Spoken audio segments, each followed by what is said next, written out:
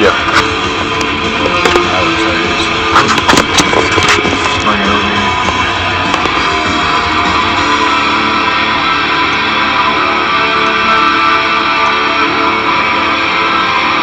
What I'm doing here is I'm just connecting the dots.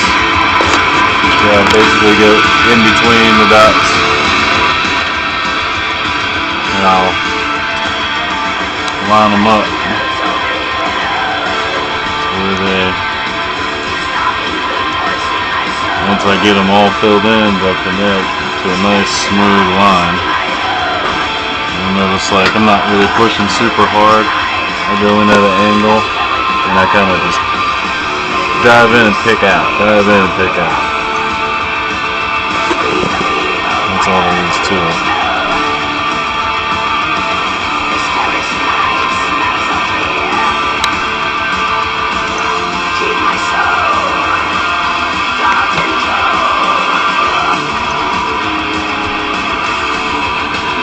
I place my needle down and I'll kind of do it real slow so the camera can see it.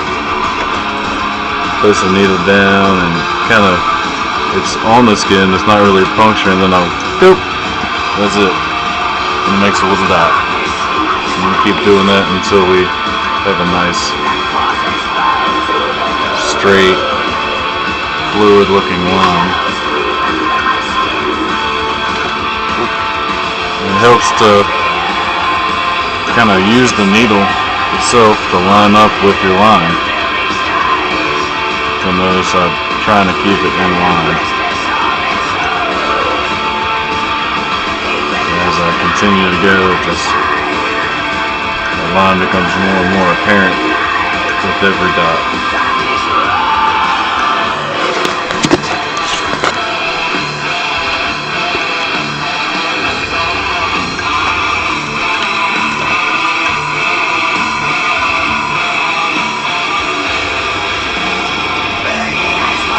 That's the basics of hand poking. Now if I want to fill it, I got pretty much my line mapped out now. If I want to do a little fill in, kind of even out some of the tones over here, kind of find an area where it needs a dot, and you place one in there just to fill a little bit of area, to trick the eye into seeing less emptiness. I mean, which it is less empty, but we're kind of precision placing these to take opportune spots.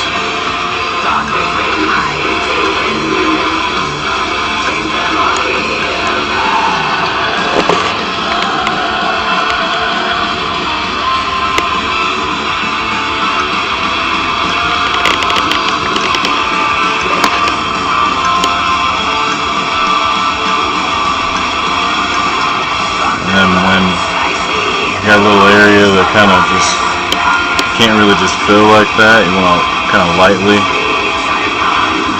tap in that whole area. You don't want to push too hard, kind of go in at a straight angle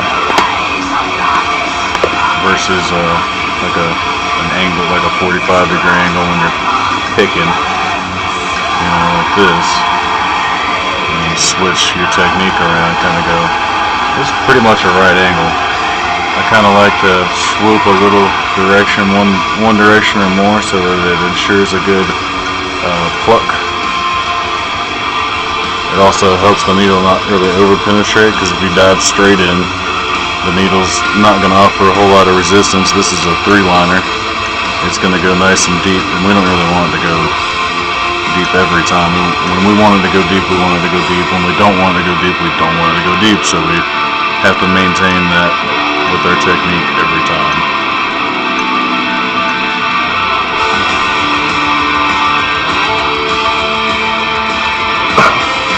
You'll notice when I wipe the skin, I'm not really wiping. I'm kind of like, it's like a wipe and a dab at the same time.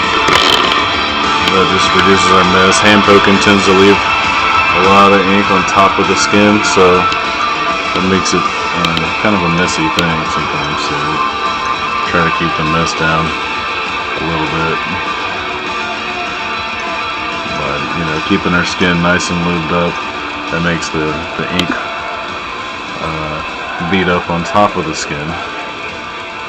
and you can just soak it up with your paper towel versus, you know, if you're trying to do this dry, it's going to get really messy really fast. So definitely keep your skin lubed up.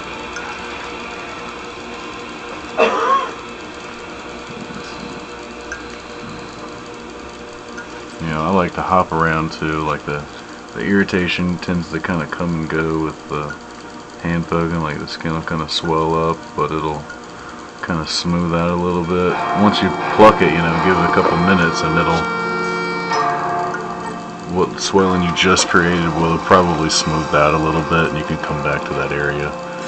And that's why, you know, like down here you can see it's got a nice tight welt. But some of these areas that have been poked already are starting to smooth out, like right here. You know, and up here's nice and tightly welted, but up here, see, it's smoothing out. This whole section up here that I haven't really touched much in the last few minutes is smoothing out, so we can go back to that if we want to, although it's not really a huge need to. Probably smooth out some of the shading a little bit right here, the little transition zone. That's what this is all about, is creating transition zones and trying to keep them as smooth and consistent as we can. I guess that's the name of the game on tattoos anyway, is consistency.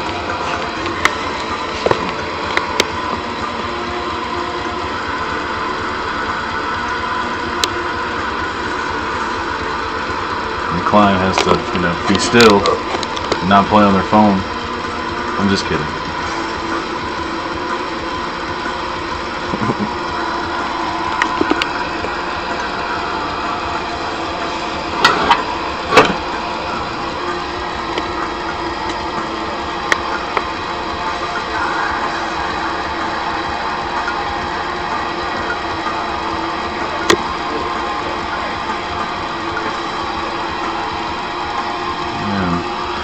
Because we're moving slow, it dents the skin, and it seems pretty traumatic compared to machine tattooing, but you know, in reality it's not. This should heal a whole lot faster, and that's because there is less trauma. I think our body responds to it more because the separate pains related to it, like your body gets the trauma in such a more spread out period of time. Your body has more time to respond, and because of that, you get to see a whole lot more welting and bleeding too, because the skin's swelling up, it's pushing blood out. So that's just your immune response. Everybody swells up when there's trauma. So